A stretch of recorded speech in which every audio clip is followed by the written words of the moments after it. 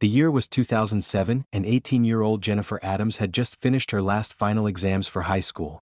It was supposed to be a time of celebration, a moment where she could breathe easy, enjoy her summer break and prepare for college.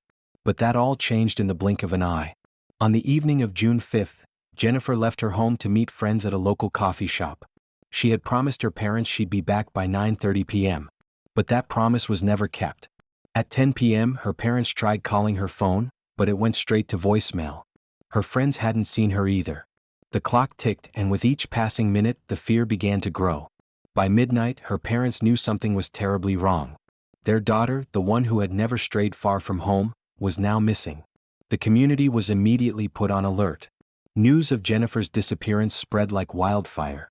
Local media outlets picked up the story, and the family's phone rang nonstop with tips and false leads.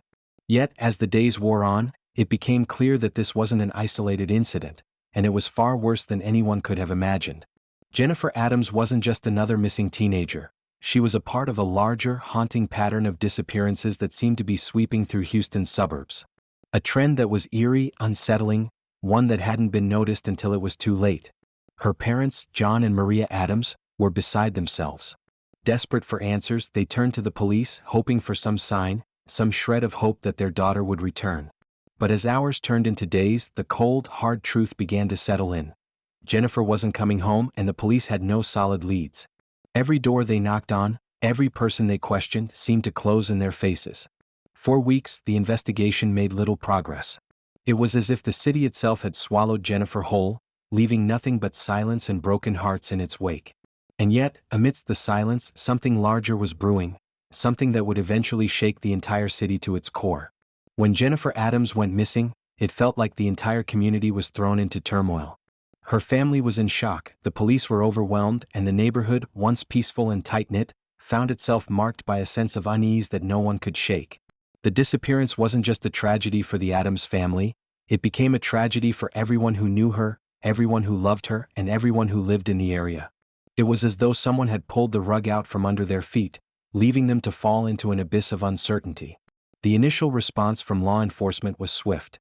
Detective Rachel Hernandez, a seasoned investigator with a sharp mind and a no-nonsense attitude, was assigned to Jennifer's case. Hernandez had seen her fair share of missing persons cases, but this one was different. The emotions were raw. The urgency was palpable. And in a way, the pressure was even more intense as the case had quickly garnered media attention. Her first step was to dig into Jennifer's life, starting with the people closest to her, her family and friends. The Adams family, devastated by their daughter's disappearance, was struggling to keep it together. John Adams, Jennifer's father, was a man of few words, but the pain was evident in his eyes. Maria Adams, her mother, was a different story. She was fragile, tearful, yet resolute. She spoke to Detective Hernandez with a trembling voice, telling her everything she knew about Jennifer's last known moments. She was excited, Maria said, her voice shaking. She had so many plans. I don't understand how this could happen. Why her? Detective Hernandez listened carefully, noting everything down. She knew that even the smallest detail could make the difference between a lead and a dead end. The night of Jennifer's disappearance had been routine. Nothing seemed out of place. She had gone to the coffee shop to meet her friends, and yet she never made it back home. There was no sign of struggle, no indication that she had been in danger. Her phone had simply gone silent. One of the first things Hernandez did was pull Jennifer's phone records, hoping to find a clue in her last calls and messages. Her phone, which had been turned off immediately after her disappearance, had shown that she had texted a friend about her plans, but nothing more. No suspicious messages, no ominous contacts, just a regular teenage girl making plans for the evening. But it was the last known communication that set off alarm bells. The phone had pinged a tower miles away from where it should have been, near a remote stretch of road on the outskirts of Houston. It was a curious thing, and Hernandez knew it was a possible lead. She had the phone traced, and the signal was traced to an abandoned building, a place that no one in the neighborhood seemed to know anything about. It was an area that wasn't frequently visited, and it seemed to be a spot where people didn't linger. The team gathered in the early hours of the morning, heading to the site, hoping to find any evidence of Jennifer. The abandoned building, an old factory from the industrial age, had been left untouched for years. It was overgrown with vines and surrounded by dense trees. A place that felt abandoned by time and people, standing silent and isolated, much like the case itself. The building was dilapidated, a shell of what it had once been, but it was the first significant lead the police had. Hernandez and her team searched the area for hours, combing through the debris. There were no immediate signs of Jennifer, but something strange was found, a discarded shoe lying half buried in the dirt. It wasn't Jennifer's, but it raised a disturbing question. Who else had been out there, and why had they left their shoe behind? The investigation was beginning to build momentum. The team widened the search radius, checking every abandoned property in the area. As the days passed, the frustration of the Adams family grew. They were left in a state of perpetual waiting, wondering why their daughter's case wasn't getting the attention they felt it deserved. Every morning felt the same. No new leads, no new information, just the same unanswerable question. Where was Jennifer? Community support continued to swell. A group of volunteers organized search parties, canvassing the area and distributing flyers with Jennifer's picture on them. The media coverage was relentless, and though it brought attention to the case, it also brought a sense of pressure that weighed heavily on the investigators. The case was no longer just another missing persons report, it was a public spectacle, and people were demanding answers. But as the days turned into weeks, the case began to grow cold. There were more questions than answers, and as each dead end turned into another, the case began to slip from the spotlight. The adrenaline that had once propelled the investigation began to fade. The community too started to lose faith. The search for Jennifer Adams had become a painful reminder of how powerless everyone was to prevent a tragedy like this from happening. Despite the mounting frustration, Hernandez kept pushing forward. She couldn't let go of the case. She couldn't abandon the Adams family, who were still clinging to hope. Hernandez was determined to solve this mystery, to give the family the answers they so desperately needed. But there was one thing she didn't know yet: this case wasn't over. Not by a long shot. The days had passed, stretching into weeks, and yet the case remained unsolved. The pressure was mounting, on Detective Hernandez, on the Adams family, and on the entire community. The sense of urgency that had once flooded the investigation was now replaced by a haunting silence, the kind that made it feel as if Jennifer Adams had simply vanished into thin air. But just as it seemed that the case might slip into the cold abyss of forgotten mysteries, a tip came through the police hotline, one that would change everything. It wasn't much. Just a simple call from an anonymous informant who claimed to have seen something strange the night Jennifer disappeared. The person on the other end of the line was nervous, speaking in hushed tones, clearly afraid of being discovered. They were at the old factory, the one near Willow Creek, the voice said, barely audible. I don't know what they were doing there, but I saw them. 2 men. They were dragging something. I'm sorry, I don't know more. But they were there. Hernandez's heart raced as she listened to the informant. She immediately instructed her team to head to the location mentioned, the old factory near Willow Creek. It was an area they had already searched, but this new tip gave them a reason to return, to investigate the spot with renewed urgency. Hernandez couldn't shake the feeling that this was more than just a random piece of information. It was a clue, one that could open the door to solving the case. Upon arriving at the factory, Hernandez and her team began to search the perimeter again, this time with a more focused approach. They combed through the area, looking for anything out of the ordinary: footprints, discarded items, signs of a struggle. And there, in the back of the factory, behind a rusted pile of old machinery, they found something that made their blood run cold. A blood-stained tarp. It was carefully tucked under a pile of broken bricks, almost hidden from view but not quite. Hernandez's hands trembled slightly as she pulled the tarp away, revealing the undeniable traces of blood. The discovery sent a jolt through the team. This was the break they had been waiting for. Jennifer's case, once thought to be cold, was now a living, breathing investigation again. The bloodstains were unmistakable. They weren't fresh, but they were there. Hernandez immediately called for forensic experts to examine the scene. The forensic team moved quickly, collecting the tarp and any other potential evidence. But as they worked, Hernandez couldn't shake the unease building in her chest. The factory had been searched thoroughly before. So why had this tarp been missed? What else had been overlooked? As the forensic experts began their analysis, it became clear that this wasn't just any crime scene. The blood on the tarp matched Jennifer's DNA. Hernandez's heart sank. This was no longer just a missing persons case. It had become a murder investigation. The discovery of the bloodstained tarp was the beginning of a new chapter in the investigation. It confirmed that Jennifer had indeed been at the factory that night, and whatever had happened there, it wasn't an accident. Someone had made sure to hide the evidence, trying to erase all traces of what had transpired in the darkness of the old building. but they had failed. With this new evidence in hand, Hernandez felt the weight of responsibility pressing down on her. The case had just taken a dark turn, and she was now tasked with piecing together the puzzle. A puzzle that was more twisted and complex than anyone had ever imagined. Hernandez and her team retraced their steps, revisiting the old factory and searching for anything they had missed before. This time they didn't leave a single stone unturned. And that's when they found it, the key to the case. Hidden beneath a pile of debris, they discovered an old, rusted lockbox.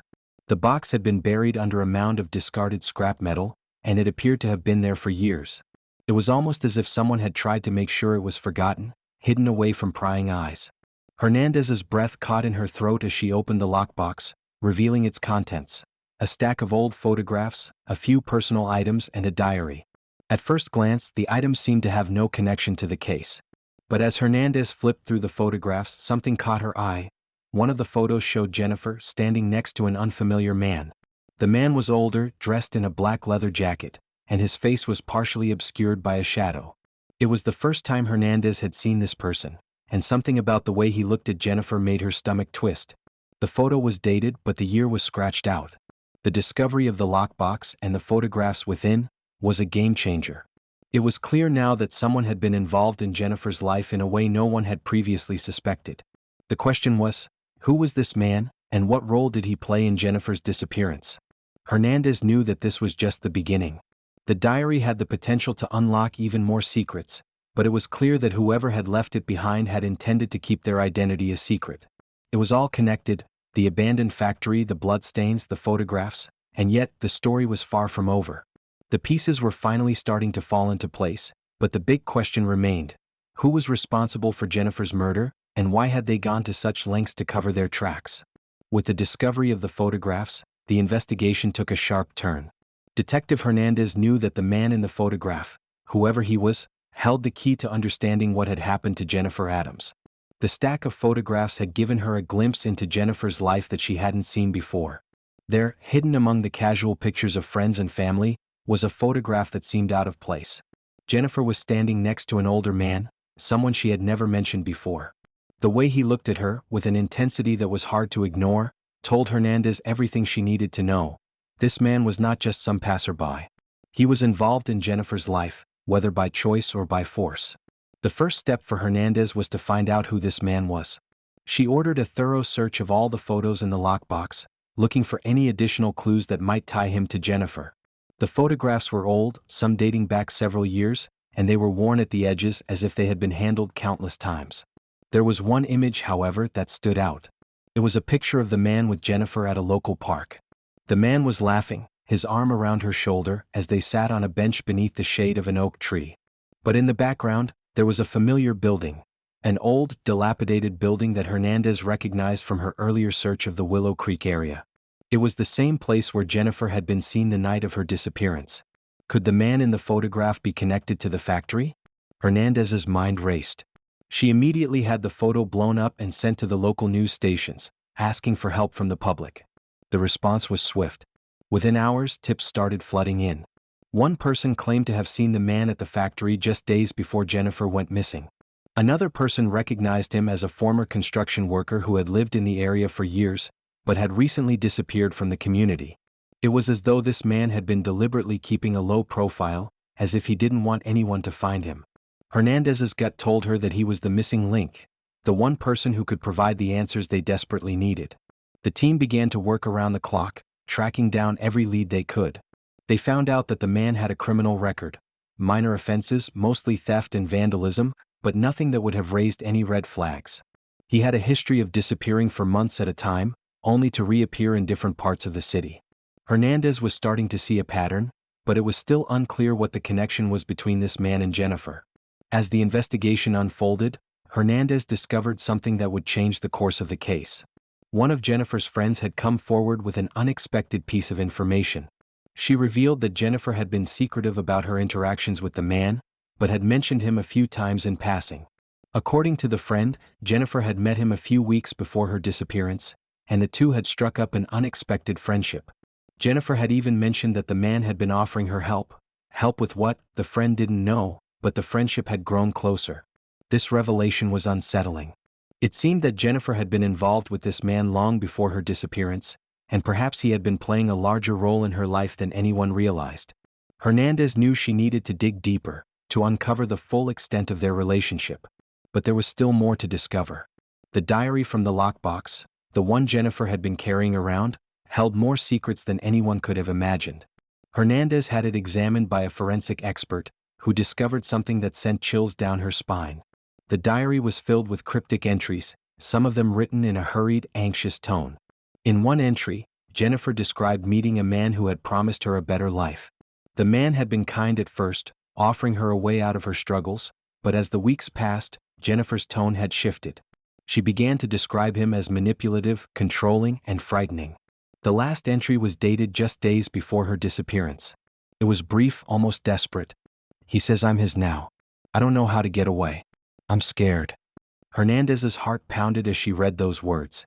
It was clear now, Jennifer had been in danger, and the man in the photograph was likely the one who had lured her into a trap. But why? What did he want from her, and why had he taken her life in such a brutal, calculated way? The investigation was no longer just about finding Jennifer. It had turned into a hunt for the man who had manipulated her. Hernandez was certain that the answers were buried in the factory, the place where Jennifer had last been seen. She could feel it in her bones. The man was out there somewhere, and he had left behind a trail of clues. All she had to do was follow it. The breakthrough came when the man from the photographs was finally identified. His name was David Turner, a 43-year-old construction worker with a long history of working in and around Houston's industrial districts. Turner had been a fixture in the community, though few had known much about his personal life. He had always kept to himself, never raising any suspicion until Jennifer had come into his orbit. Detective Hernandez felt a knot in her stomach as she reviewed his criminal record. There were no serious charges, but his history of theft and occasional violent outbursts painted a troubling picture. What unsettled her more than his past crimes was his ability to vanish without a trace, reappearing only when he wanted something from someone. The man's unpredictable behavior made him dangerous, and Hernandez was certain he was the key to understanding why Jennifer had disappeared. David Turner was arrested on a Friday morning, just outside a rundown motel where he had been living under an alias. The arrest came after days of surveillance, following Turner's every move until they had enough evidence to act. Hernandez and her team stormed the motel room, catching Turner by surprise. He wasn't violent, but the look of fear on his face when they read him his rights sent a shiver through Hernandez. This was it, the man who had caused so much pain was finally in custody. The arrest itself was dramatic. As Turner was led out of the motel, a crowd of reporters gathered, cameras flashing in a frenzy. Word had spread quickly that the man behind Jennifer Adams' disappearance had been caught, and the community was eager to see justice served. As Turner was ushered into a police car, his eyes darted around, but he never made eye contact with the crowd. His face remained impassive, revealing nothing about the guilt or innocence he felt. The only thing that seemed clear was that Turner had no intention of speaking freely. The shockwaves from the arrest reverberated throughout Houston. People who had known Turner for years were horrified. They couldn't believe that a man who had blended so seamlessly into their community could be capable of such a heinous act. Neighbors, co-workers, and even Jennifer's former friends were left questioning everything they thought they knew about him. Maria Adams, Jennifer's mother, was devastated when she heard the news. She had always held out hope that Jennifer would return, that one day she would walk through the front door and everything would go back to normal. But now, with Turner in custody, she couldn't escape the harsh reality that her daughter's fate was sealed in the darkest of ways. "I never thought he could do something like this," Maria said to Hernandez, tears welling up in her eyes. "He seems so harmless. How could he do this to my baby?" Her grief was palpable, and Hernandez felt the weight of it in every word Maria spoke. As much as Hernandez wanted to believe that justice would bring relief to the Adams family, she knew that nothing would ever truly heal the wounds left by Jennifer's disappearance. This arrest, this small piece of closure, wouldn't erase the pain. But it was a start. As the investigation moved forward, the case took on a new layer of complexity. With Turner in custody, the public was clamoring for answers. The local media couldn't get enough of the story, with every new piece of information adding to the drama. News outlets broadcast live coverage of the police department's press conferences, eager to reveal any new developments. But the more Hernandez delved into Turner's background, the more disturbing details surfaced. He had been living a double life, manipulating people around him, using charm and deceit to hide his true nature. Hernandez soon learned that Turner had been involved with several women over the years, often forming relationships with vulnerable women, before abandoning them when things became too difficult. He had a pattern, one that now seems so obvious in hindsight. But what didn't make sense was his connection to Jennifer. How had a young girl from a loving home ended up in his grasp? And why had he targeted her? Hernandez knew that the answer to that question could hold the key to understanding the true motive behind Jennifer's murder. Turner's trial began to take shape in the weeks following his arrest. Hernandez worked tirelessly with the prosecutor's office to build a case against him. But there was a complication. The evidence against Turner wasn't as straightforward as it seemed. Though the bloodstains had matched Jennifer's DNA, and the photographs had linked him to her, there was still the issue of motive. There was no obvious reason why Turner would want to hurt Jennifer. Was it a crime of passion? Or was it something more calculated? The prosecutor's office began to prepare for what would be a long and emotional trial. They knew that Jennifer's family would need to be strong to face the man who had taken their daughter from them. They also knew that the case would not be easy. It would take every ounce of strength, every shred of evidence to convict Turner. In the meantime, the community was left to grapple with the aftermath of the arrest. Local businesses put up posters of Jennifer, a final tribute to the young woman whose life had been cut tragically short. People gathered for candlelight vigils, honoring her memory and showing support for the Adams family. The case, though far from over, had brought the community together in ways they hadn't expected. But for Hernandez, the arrest was only the beginning. She had spent months chasing down leads, combing through evidence and uncovering secrets, but the hardest part was still ahead. The trial would reveal the full extent of Turner's crimes, but it would also be a reminder of the devastation left behind by Jennifer's disappearance. The courthouse was filled to capacity on the first day of David Turner's trial. The Adams family, their friends, and countless members of the community had gathered to see justice done for Jennifer. For Maria Adams, the moment was nothing short of agonizing. She had spent the past several months in a state of suspended grief, waiting for answers, for a resolution. But the trial was different. It wasn't just a matter of finding out what happened to her daughter, it was about facing the man who had destroyed her world. Turner sat quietly at the defendant's table, his eyes lowered, his hands folded neatly in front of him. He wore a suit, an attempt to present himself in a dignified manner, but it did nothing to mask the weight of his guilt. His defense attorney, a sharp but cold man named Gerald Klein, stood beside him, preparing for what would no doubt be a fierce battle in the courtroom. Klein had already made it clear to the press that he planned to challenge the prosecution's evidence, suggesting that there might be reasonable doubt in the case.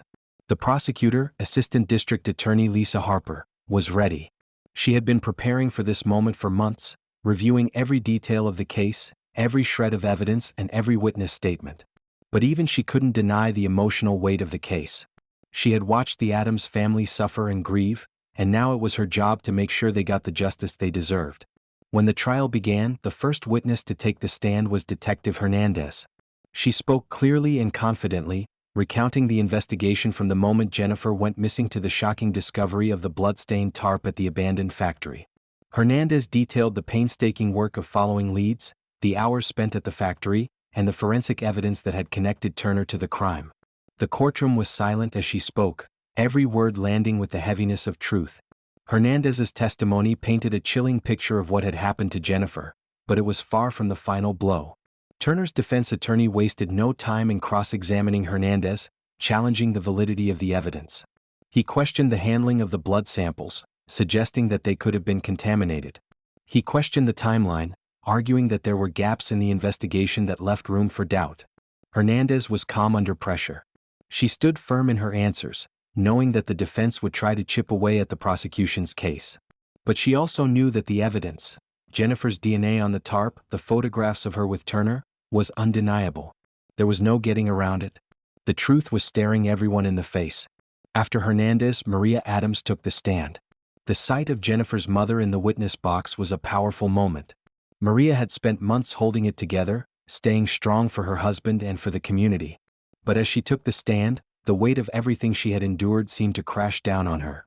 Her voice trembled as she recounted the night Jennifer went missing, the calls that went unanswered, and the endless hours of waiting for news. Her testimony was heartbreaking. She spoke of Jennifer's dreams, her plans for college, her hopes for the future. She spoke of the love she had for her daughter and the pain of not knowing what had happened to her. Her words echoed through the courtroom, and even Turner's defense attorney, known for his cold, calculated demeanor, seemed momentarily shaken by the raw emotion in her voice. As Maria described Jennifer's personality, the young girl who loved life and had so much ahead of her, the courtroom was filled with an overwhelming sense of loss. Maria spoke of her daughter's kindness, her laughter, and her passion for art. Jennifer had been a bright light in the world, and now that light had been extinguished. After Maria's testimony, John Adams took the stand. Unlike his wife, John was a quiet man, a man who didn't wear his emotions on his sleeve. But his grief was palpable. He spoke of his daughter in a calm, steady voice, but his words carried a weight that was impossible to ignore. He described the father-daughter bond they had shared, the small moments they had spent together before Jennifer's life was stolen away. His testimony was brief, but it was powerful. He didn't need to say much for the jury to understand the profound pain he was experiencing. His daughter had been taken, and now he was forced to face the man who had taken her. John's eyes never left Turner as he spoke, his gaze hardening with each word. It was a look that spoke volumes, one of anger, sorrow, and most of all, the burning need for justice. The prosecution's case seemed airtight, but the defense was relentless. Gerald Klein, Turner's attorney, used every trick in the book to create doubt in the jury's minds. He brought up Jennifer's diary, questioning the validity of the entries that had described her growing fear of Turner. He suggested that perhaps Jennifer had been confused or mistaken, that her paranoia had led her to see threats where none existed. Klein even went so far as to suggest that Jennifer had been involved in a consensual relationship with Turner, one that had gone wrong but was not a crime. The defense tried to paint Turner as a man who had made mistakes but had not killed Jennifer. The argument, though weak, was enough to put some cracks in the prosecution's otherwise strong case. As the trial continued, it was clear that emotions were running high, not just for the Adams family but for everyone involved. The community was watching closely, anxiously waiting for the final verdict. Would Turner be convicted or would he walk free? The court was tense as the day's proceedings came to a close. The judge adjourned the session and the jury was sent to deliberate. For the Adams family, the wait was agonizing. They had been through so much already, and now they had to wait once more for the justice they hoped would come. The courtroom buzzed with an electric tension as the jury deliberated. Every eye in the room was on the panel of 12, waiting for a decision that would forever change the course of this harrowing case. For the Adams family, the wait felt like a lifetime.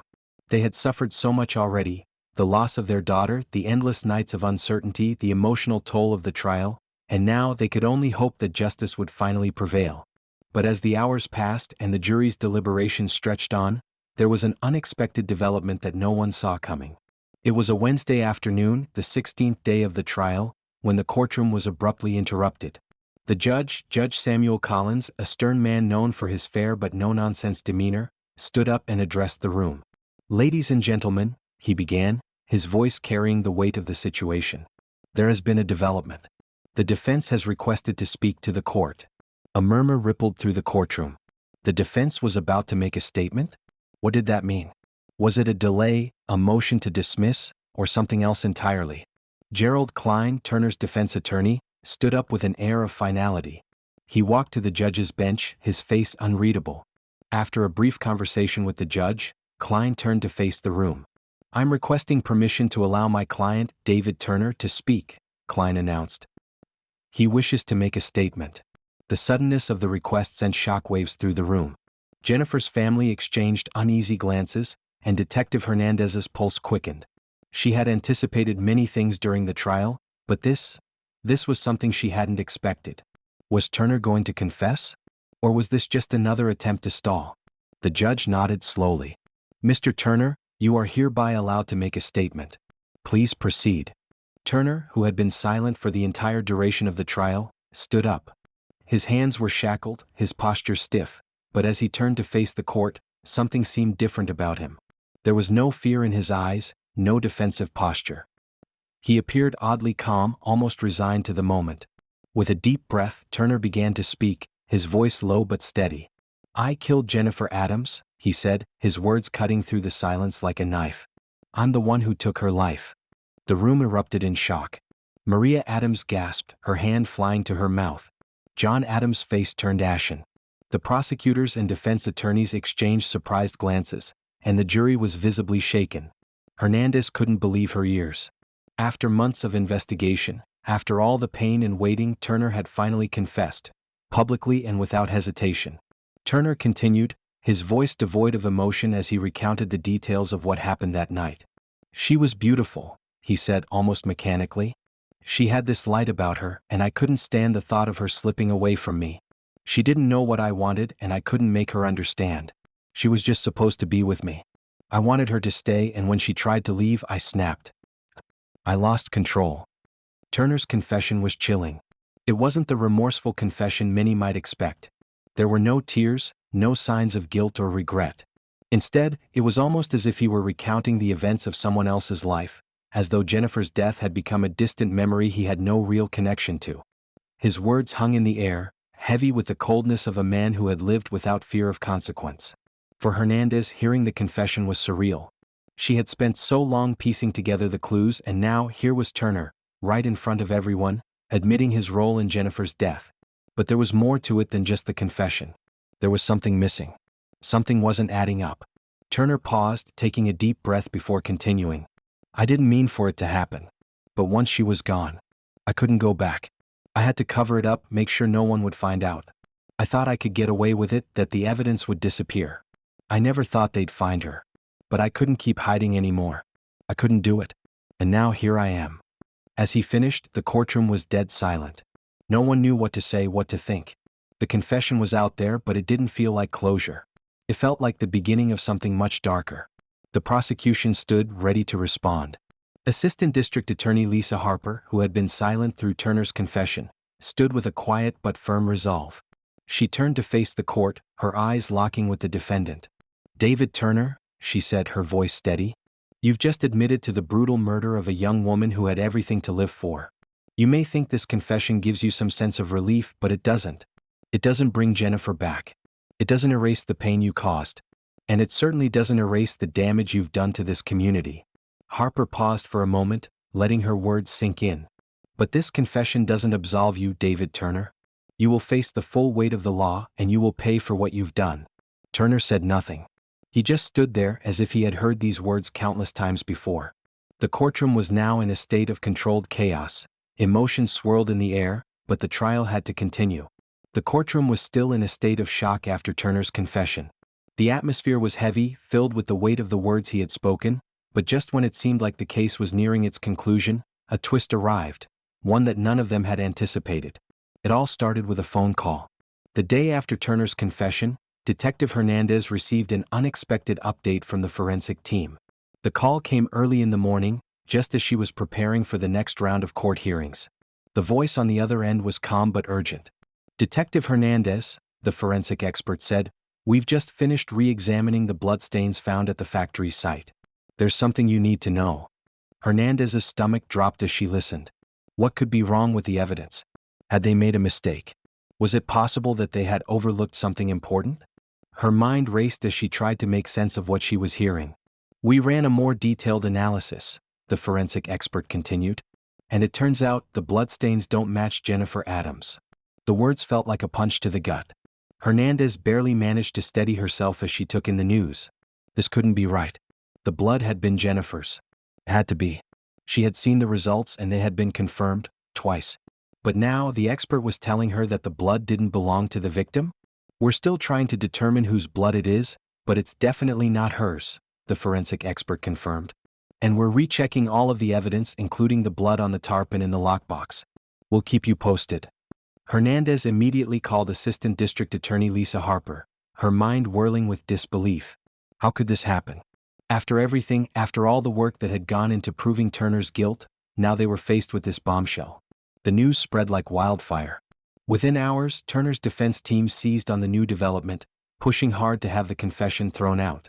They argued that if the blood didn't match Jennifer's, then the whole case was in jeopardy. It was as though everything they thought they knew was suddenly cast into doubt. In the courtroom, Gerald Klein, Turner's defense attorney, jumped on the opportunity. He stood up, his face lit with an almost triumphant smile as he turned to face the judge. Your Honor, Klein began, his voice dripping with confidence. We have just learned that the blood found at the crime scene does not belong to Jennifer Adams. This means that the confession my client made, though it was dramatic, is irrelevant. It cannot be considered valid evidence, and as such, the case against my client must be dismissed. The shock in the courtroom was palpable. The prosecution's case, which had seemed so solid, now appeared to be on shaky ground. Detective Hernandez felt her heart race as she watched Klein lay out his argument. This was the last thing she had expected, and it was enough to make anyone question everything that had been built so far. But Lisa Harper wasn't about to let the defense derail the trial. She stood up, her posture strong, her voice unwavering as she addressed the judge. "Your Honor," she said, "we understand that this new evidence is unsettling, but it does not negate the fact that David Turner is the one who took Jennifer Adams' life. We still have his confession, we still have the photographs that link him to the victim, and we still have his behavior in the days leading up to her disappearance. The blood may be a mystery for now, but it does not change the fact that David Turner had the motive, the opportunity, and the means to commit this crime." Harper's words were sharp, filled with determination. She wasn't going to let Turner use this new evidence as an excuse to walk free. She knew they had the upper hand. The confession, the photographs, and the diary still painted a damning portrait of the defendant. They could work through the blood evidence. It was possible that the blood belonged to someone else involved in the crime, but they still had Turner's involvement in the murder. The judge listened to both sides carefully, weighing the arguments before making a decision. After a long pause, he spoke. "I agree that the new evidence is concerning, but I believe there is enough remaining evidence to continue with this trial," the judge ruled. "We will proceed and the blood evidence will be revisited. But the confession, along with the photographs and other forensic evidence, will remain part of the case.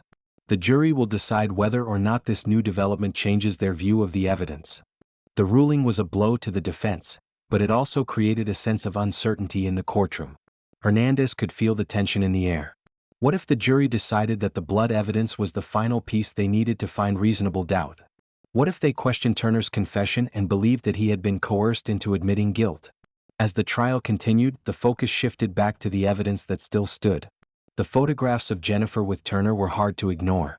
The timeline of events, the diary entries, and the chilling words of her final entry. "He says I'm his now. I don't know how to get away. I'm scared." These details were impossible to overlook. But now Hernandez knew the fight was far from over. The new blood evidence had thrown a wrench into the works, and the prosecution would have to fight even harder to make sure Turner's confession wasn't dismissed. The battle for justice for Jennifer was taking on a whole new dimension, and Hernandez could feel the weight of the case heavier than ever. The tension in the courtroom had reached a boiling point. Jennifer's family, especially her mother, Maria Adams, could barely hold it together. Every word, every piece of evidence felt like a heavy weight pressing down on them. For Maria, this was more than just a trial. It was the culmination of years of pain, years of unanswered questions, and years of waiting for the day when she would finally get the closure she so desperately needed. But now, as the case neared its end, she didn't know what to expect. David Turner, the man who had stolen her daughter's life, sat just a few feet away, his face impassive. His defense attorney, Gerald Klein, had done everything in his power to cast doubt on the prosecution's evidence. Despite Turner's chilling confession, the defense had managed to raise questions about the blood evidence, forcing the jury to reconsider the weight of the confession. But still, there was something deeply unsettling about Turner's demeanor. He didn't seem like a man burdened with guilt. Instead, he appeared cold and detached, like someone who was simply going through the motions of a process he knew would eventually end in his favor. As the jury prepared to deliberate, Maria Adams couldn't help but feel a sense of dread. What if the jury didn't believe in her daughter's justice? What if all the pain they had endured, all the long nights and tears, would be for nothing? The clock ticked on, and every passing second felt like an eternity. The final arguments from Assistant District Attorney Lisa Harper were passionate, delivered with fire and urgency. She spoke directly to the jury, recounting the harrowing details of Jennifer's life, her bright future, and the brutal, senseless end that had been thrust upon her. She had a future, Harper said, her voice steady but filled with emotion. She had plans. She had dreams. And because of this man who pretended to be her friend, who manipulated and betrayed her, those dreams were stolen away. We cannot allow David Turner to walk free. We cannot allow him to walk away from the pain he has caused, the suffering he has inflicted on this family. The words hung in the air, a silent plea for justice. Maria's hand shook as she gripped the armrest of the chair, trying to keep her composure. She looked over at her husband, John Adams, whose face was stoic but filled with quiet resolve. They had been through so much together, and now they were one step away from getting the closure they had been hoping for. But they both knew that this This decision was beyond their control.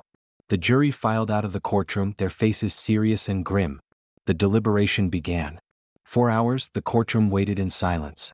The defense and prosecution exchanged quiet words, but everyone knew that the hardest part was yet to come. The pressure on the jury was palpable. The eyes of the community, of the Adams family, of the entire city of Houston were on them. What would they decide? Would they deliver justice, or would they let this man walk free? As the minutes turned into hours, Maria could feel the overwhelming weight of uncertainty settle on her shoulders. Every moment felt like an eternity. The anticipation was unbearable. And then, just as she was beginning to wonder how much longer she could endure, the door to the jury room opened, and the foreperson entered, holding the verdict. The room fell into complete silence. The foreperson walked to the judge, handed him the verdict, and the judge slowly unsealed the envelope. Maria held her breath as the judge read aloud, "We, the jury, find the defendant, David Turner, guilty of the murder of Jennifer Adams." The room erupted into an emotional chorus of gasps, sobs, and whispers. Maria's heart skipped a beat, and for the first time in months she felt a strange sense of relief. Justice had been served. Her daughter had been avenged. Tears flooded Maria's eyes as she turned to her husband, whose strong exterior cracked for the first time. John Adams pulled his wife into his arms, his own tears mingling with hers. The family, though torn apart by grief, finally had something to hold on to. A sense of closure, a sense of justice. The defense attorney, Gerald Klein, stood in stunned silence. He had fought with every legal tactic at his disposal, attempting to sway the jury's decision. But despite his best efforts, the evidence had been too overwhelming. Turner's cold confession, the photographs, and the damning blood evidence had all pointed to the truth. There was no escaping it. David Turner, however, remained impassive. His face showed no emotion, no relief or remorse, only a cold, indifferent stare as he was led away in handcuffs. He would be sentenced for his crime, but it seemed that the weight of his guilt was something he had long since buried. For him, it was just another step in a life he had lived with no true consequences until now. The courtroom was quieter now. The battle for justice had been fought, and the verdict was in. But for the Adams family, the journey wasn't over. They still had to face David Turner one last time, in the sentencing phase. The questions they had carried for months were still lingering in their minds. What kind of punishment did Turner deserve? What would be enough to bring any sense of closure to the pain he had caused? In the days following the guilty verdict, emotions in the courtroom were raw, and the atmosphere was thick with anticipation. The Adams family had spent so long waiting for justice, but now, with the conviction secured, they had to confront the harsh reality of their daughter's death. Maria Adams spent most of her time in quiet reflection. The relief she had felt when the guilty verdict was read had been overwhelming, but now, as she prepared to sit through the sentencing hearing, a deeper, more complicated emotion began to settle in. What did justice really mean in this case? Was there any way to truly make peace with the unimaginable? David Turner, meanwhile, sat in the defendant's chair with a cold, indifferent stare. Even after being found guilty of murdering Jennifer, he showed no emotion. He didn't speak. He didn't fight. There was no remorse, no sign that the reality of his actions had sunk in. Turner had never displayed any real signs of guilt throughout the entire trial. It was as if he was simply playing his role in a game, one where he could walk away unscathed, until now. During the sentencing, Judge Collins addressed the court and the victim's family with grave seriousness. "David Turner," the judge began, his voice heavy with authority, "you have been found guilty of the murder of Jennifer Adams. Your actions on the night of her death were not only brutal but premeditated. You took the life of a young woman, someone who had so much to live for, and you stole that from her family, her friends, and this community. There are no words that can truly capture the depth of your crime, but it is now time for you to face the consequences of your actions." Maria's eyes never left Turner's face as the judge continued. John Adams, though usually composed, sat with clenched fists, his jaw tight. The anger that had simmered in him for so long was now bubbling to the surface, and the sentencing was the moment when everything would come to a head. The family's suffering, the community's pain, it was all being laid bare in that courtroom. David Turner's defense attorney, Gerald Klein, attempted one last plea for a more lenient sentence, citing Turner's troubled childhood and his history of mental health issues. He argued that Turner should receive a sentence that allowed for rehabilitation, a chance at a second chance despite his actions. Klein's words felt empty in the face of the horror Turner had caused. Maria Adams felt a fierce surge of anger rise in her chest. The man who had taken her daughter's life was being defended with words that tried to excuse his monstrous actions. No matter how many times they mentioned his past, it didn't change the fact that Jennifer was gone, and there was no bringing her back. Assistant District Attorney Lisa Harper stood to respond, her tone firm and resolute. Your Honor, the victims in this case are not just Jennifer Adams' family, they are the people she could have touched, the lives she could have saved, and the future she should have had. David Turner made a choice, and now he must live with the consequences of that choice. There can be no leniency. Jennifer's family will never have a second chance to see their daughter alive again, and neither should Turner. The room fell silent as the judge considered the arguments. Finally, he spoke, his voice stern as he delivered the sentence. David Turner, you are hereby sentenced to life in prison without the possibility of parole. You will never again be able to harm another innocent life. You will spend the rest of your days behind bars, facing the consequences of your actions. May you reflect on the pain you have caused, and may you never forget the life you took. As the judge's gavel struck the bench, a collective sigh swept through the room. The verdict had been delivered, but the relief felt incomplete. The Adams family stood up, still processing the gravity of it all. Jennifer's life could never be restored, and no sentence would ever bring her back. But at least now the truth was out. The man who had killed her would no longer have the freedom to hurt anyone else. As Turner was escorted from the courtroom, his face still blank, the Adams family remained, their emotions raw. They were surrounded by their loved ones and the support of the community, but none of it could undo the damage that had been done. For Maria and John Adams, this was the first step toward healing. The weight of the trial was heavy, but the verdict was a reminder that justice had been done. They had lost their daughter, but they had fought for her, and they had ensured that her story would not be forgotten. In the weeks that followed, the community slowly began to rebuild. Jennifer's name was no longer just a sad story. It was a legacy of strength, of resilience, and of a mother and father who refused to give up. Their courage, their determination, had been the driving force that brought justice to their daughter's case. They had faced the darkest of days and come out the other side. But for Maria, the loss would always be there. It would be a part of her. Yet, she found comfort in knowing that Jennifer had not been forgotten, that her memory would continue to inspire others, even in death.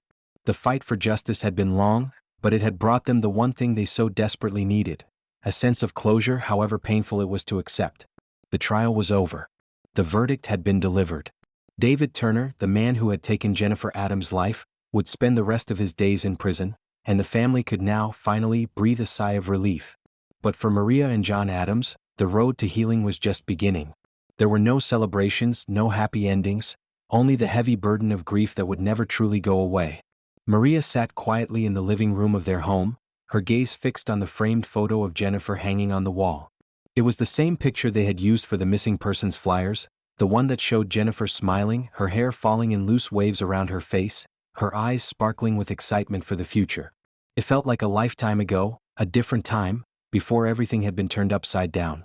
It had been weeks since the trial, but Maria still woke up in the middle of the night, heart racing, as though the pain of losing Jennifer was something that could be undone. Her mind would race back to that fateful night when Jennifer never came home, to the endless search that followed, to the desperate hope that somehow, against all odds, Jennifer would walk through the door again. It was a hope that had been crushed in a courtroom full of strangers, a hope replaced with the hard truth of reality. Her daughter was gone, and the man who had killed her would never get to walk freely again. But even in her grief, Maria found solace in one thing: justice had been served. It wasn't the kind of justice that brought her daughter back. It wasn't the kind of justice that could erase the scars left on her heart. But it was the kind of justice that forced the world to acknowledge the truth. It was the kind of justice that ensured Jennifer's story would be remembered, not just as a case, not just as another tragic headline, but as the story of a young woman with dreams and hopes, whose life was taken far too soon. John Adams, too, had his moments of quiet reflection. He had never been one to show his emotions openly, but now, as he stood in the backyard, looking out at the empty swing set where Jennifer used to play as a child, he allowed himself to feel the weight of the years that had been lost. The years they could never get back. The moments, the milestones, the memories that would never be made. Yet, despite the overwhelming pain, there was a quiet strength in him. The trial had been an emotional battle, but it had also given him a sense of closure. Jennifer had been stolen from him, from their family, from everyone who had known and loved her. But her story, her legacy, was now cemented in the truth. The world would remember her, and the man who took her life would never be able to take that away. As Detective Hernandez reflected on the case, she knew the investigation had been one of the hardest she had ever worked on.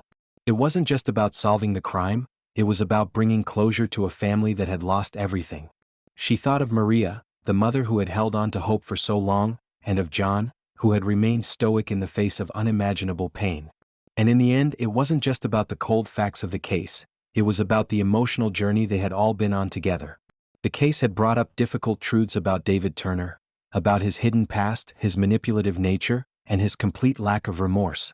But it also raised important questions about the ways in which people can hide behind masks, pretending to be something they're not, all while causing untold harm to those around them. Turner had tried to control Jennifer, to manipulate her into believing that she owed him something, that she couldn't escape him. But in the end, it was Jennifer's strength, her courage, and her unwillingness to be controlled that had brought the truth to light. As the days passed, the Addams family slowly began to rebuild. There was no magic moment of healing, no instant transformation from grief to peace.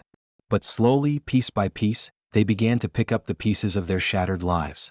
They took comfort in the little things, the laughter of friends and family, the quiet moments when they could remember Jennifer as she was, full of life and promise. Maria and John decided to start a memorial foundation in Jennifer's name. They wanted to honor her memory in a way that would help others, especially young women who might find themselves in situations similar to the one Jennifer had faced. It was a small step, but it was one that allowed them to channel their grief into something positive, something that would help prevent another tragedy like Jennifer's from happening to someone else. The community, too, began to heal.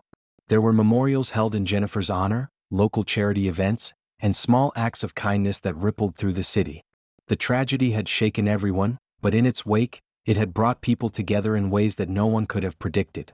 And as the months went by, people started to remember Jennifer not just for the way she had been taken from them, but for the vibrant young woman she had been before her life was cut short.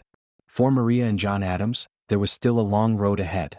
But in their hearts, they knew that Jennifer had not been forgotten. Her story would live on, not just in the memories of those who loved her, but in the work that her family and the community would do to ensure that her legacy, her spirit, would continue to inspire.